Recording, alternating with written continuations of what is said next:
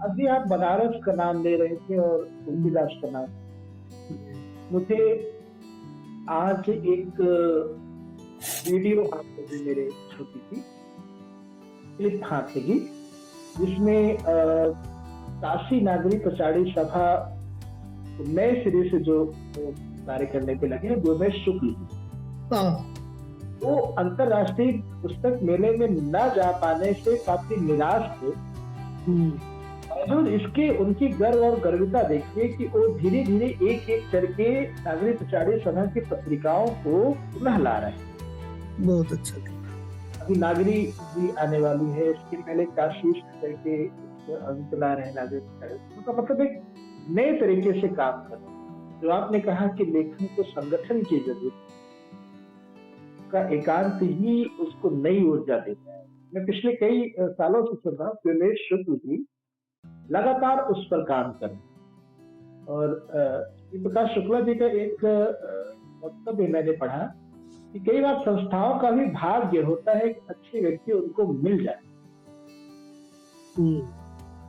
जैसे अब पीड़ा पत्रिका के ऊपर क्या संकट नहीं रहे होंगे, तमाम संकट रहे होंगे, लेकिन आप जैसे तरीके व्यक्तित्व हैं जो लगातार उसको ला रहे हैं। इसी तरीके से कई ऐसी पत्रिकाएं हैं जिन पर लगातार संकट रहे होंगे, लेकिन फिर भी लोग ला रहे हैं।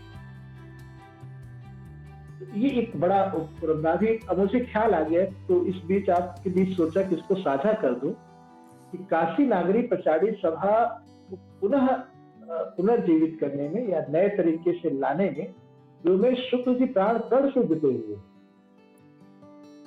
आपने एक बड़ा सार्थक नाम लिया है, मैं भी उनको सुनता रहता हूँ व्योमेश जी को, और उनके व्यक्तित्व ने और उनके वक्तव्य ने मुझे प्रभावित किया है। बहुत दिनों बाद मैं अपने समकाल में किसी आदमी से इतना प्रभावित हुआ। हालांकि मेरा कोई परिचय उनसे नहीं है, लेकिन वो जो बात करते हैं वो सार्थक करते हैं।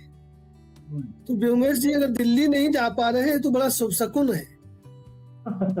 जी।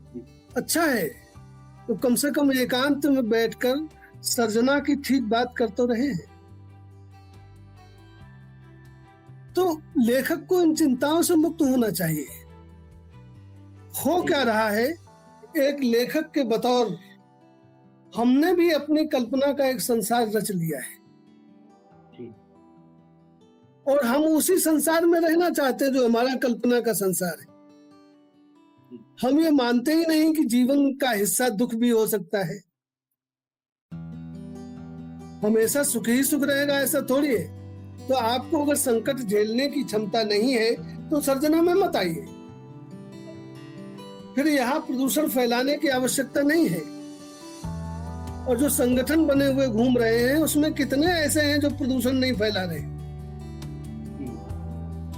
रामविलास जी ने उस समय 1965 और 70 के बीच में लिखा था कि लोगों ने पढ़ना बंद कर दिया है, ज्ञान के स्रोत सब बंद हो गए हैं, कूपों में कूड़ा करकट जमा है, अफवाहों से लोग काम चला दे। रामविलास शर्मा की पंक्तियां हैं। और उन्होंने क्या किया अपने जीवन में, 40 वर्ष वो कहीं छोड़कर नहीं गए और एकांत में बैठे हुए सर्जना करते रहे। तब ना लिखा। एक बात मुझे और याद आ रही पिछले दिनों से, आप किसी बात से